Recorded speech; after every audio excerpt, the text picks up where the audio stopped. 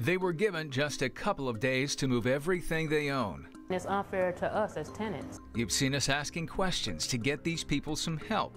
Now at 6, it's time to get answers, as the tenant turmoil is now reaching a boiling point.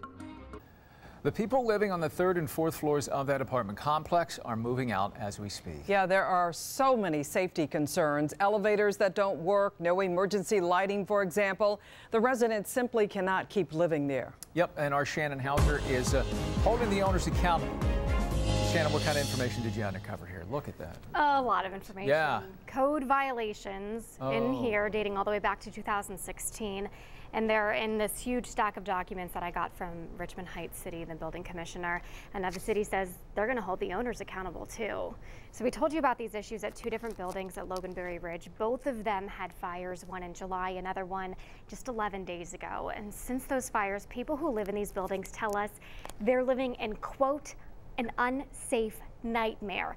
But in all of these documents, I uncovered serious code and safety violations at 6 buildings on the property, as well as parking garages and recreation areas. So here's what I found from an inspection that happened in August 2016. There were 130 code violations on this entire complex. 9 of those are considered local or state law violations, and 100 of these violations, more than 100, they were listed as incomplete.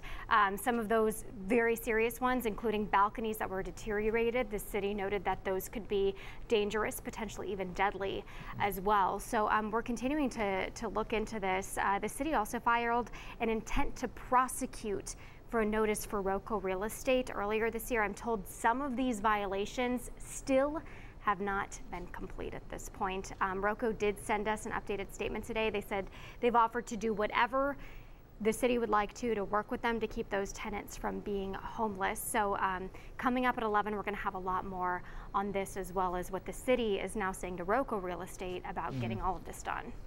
Just amazing. Yeah, nice work, Shannon. Thank you.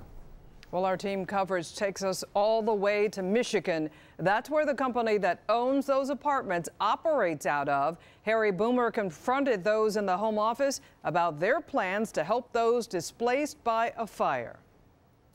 Cleveland 19 News came 192.5 miles to Bloomfield Hills, Michigan, to get some answers about an apartment fire in Richmond Heights near Cleveland. We're here to try to talk to you about what happened at the Loganberry Ridge Apartments. You know what? I would love to talk to you. I have been getting inquiries on the phone. However, I'm just at the reception area, so the person that I've been sending the messages to is the president of the company. Ms. Iglesias? Yes. Is she here? She is not. She's traveling, so she's out of the office. So you don't know what steps are being taken to help these folk? I do not personally. They don't share that information with me. Back on September 21st, there was a fire that damaged several apartment units at the Loganberry Ridge Apartments on the 3rd and 4th floors. Those rent-paying residents were told they have until today to vacate the premises. We're trying to find what can the company do, what is the company doing to help these folk. Some guy who identified himself as a third party put his hands on me. Not a good move, but we came for answers. Hold off for a second. No. My photographer, Eric Walls, spoke up and refused to turn his camera off. May I ask who you are? Turn that off and we'll discuss. The camera does not get turned off at any time. We're out of the office. You realize that by not talking, you don't help yourself, right? We left Roco's office as requested, but somebody still called the police on us. How unique. Getting answers in Bloomfield Hills, Michigan. Harry Boomer, Cleveland 19. Now, for those 3rd and 4th floor tenants, it was an emotional day. Some have found a place to live. Others are still waiting in limbo. With no working elevator, they hauled their possessions up and down stairs. Those on the 3rd floor, close to where the fire started, they have to have an escort from firefighters into their apartments because it's just considered a crime scene. I'm stressed out, overwhelmed. It's getting a little nerve-wracking, and I'm nervous because I don't know what to do, and it's like I'm numb. The State Fire Marshal's office still has not determined what caused the fire. Of course, we will stay on top of this story.